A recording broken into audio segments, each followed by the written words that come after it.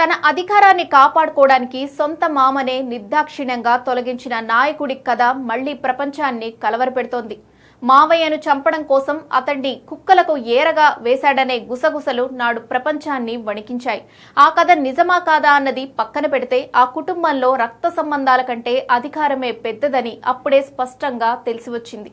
ఇప్పుడు అదే ఉత్తర కొరియా రాజవంశంలో మరో సంచలన దశ మొదలైంది. కిమ్ జోంగ్ ఉన్ తన టీనేజ్ కుమార్తెను వారసురాలిగా సిద్ధం చేస్తున్నాడనే సంకేతాలు బయటకు వస్తున్నాయి. అధికార బదిలీ అనే మాట అక్కడ సాధారణ రాజకీయ ప్రక్రియ కాదు. అది చరిత్రలో ఎప్పుడు తుపాకీ శబ్దాల మధ్య జరిగిందనే భయం ప్రపంచాన్ని మళ్లీ కమ్మేస్తోంది. ఇంతకీ గతంలో ఏం జరిగింది? కిమ్ తన మావయ్యను ఎందుకు చంపాడు?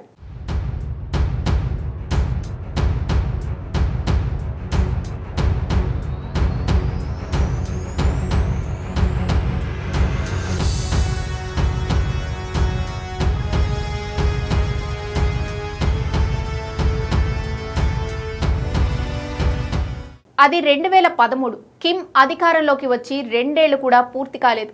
దేశంలో అతనికి తోడు నీడలా ఉన్న వ్యక్తి జాంగ్ సాంగ్ డెక్. కిమ్ తండ్రి జోంగ్ ఇల్ కాలంలోనే కీలక నేతగా ఎదిగిన ఆయన్ను అప్పటి వరకు ఉత్తర కొరియాలో రెండో అత్యంత శక్తివంతమైన వ్యక్తిగా చెప్పుకునేవారు. అధికార మార్పిడి సమయంలో యువ కిమ్ కు రాజకీయ అండగా నిలిచిన వ్యక్తి కూడా ఆయనే.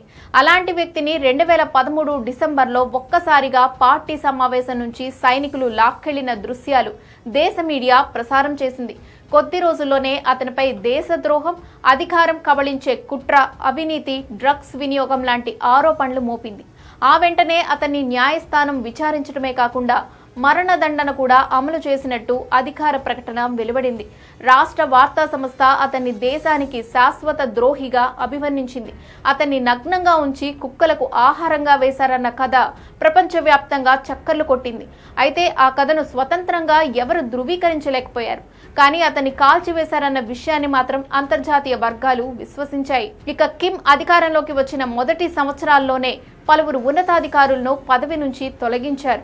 2011 నుంచి 2016 మధ్య వందల సంఖ్యలో అధికార మార్పులు, అరెస్టులు, శిక్షలు నమోదయ్యాయి.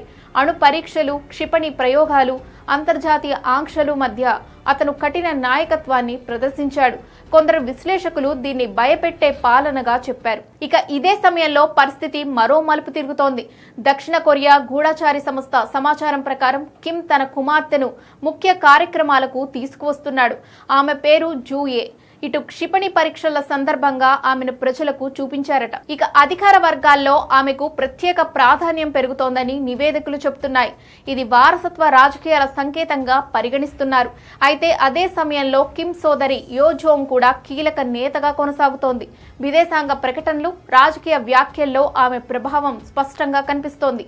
ఒకవేళ కుమార్తెను అధికార వారసురాలిగా ప్రకటిస్తే కుటుంబంలో అంతర్గత శక్తి సమీకరణాలు మారే అవకాశం ఉంది. ఉత్తర కొరియాలో అధికార మార్పిడి ఎప్పుడూ సాఫీగా జరగలేదనే చరిత్ర దృష్ట్యా ఈ పరిణామాలు ప్రపంచాన్ని అప్రమత్తం చేస్తున్నాయి. నిజానికి ఉత్తర కొరియా ఒకే కుటుంబ పాలనలో ఉన్న రాష్ట్రం. 1948 నుంచి ఇప్పటి వరకు కిమ్ వంశమే అధికారంలో ఉంది. కిమ్ ఇల్ సంగ్ నుంచి కిమ్ జోంగ్ ఉన్ వరకు 3 తరాలుగా అధికారం బదిలీ అవుతూ వచ్చింది. అయితే ప్రతిసారి ఏదో ఒక సంచలన ఘటన జరిగింది. అందుకే ఉత్తర కొరియాలో అధికార కుర్చీ కేవలం పాలనా స్థానమే కాదు, అది రక్తంతో రాసుకున్న చరిత్రకు సాక్ష్యం. ఇప్పుడు ఆ చరిత్ర మరో అధ్యాయానికి చేరువలో ఉందన్న సంకేతాలు ప్రపంచాన్ని మళ్లీ కలవరపెడుతున్నాయి.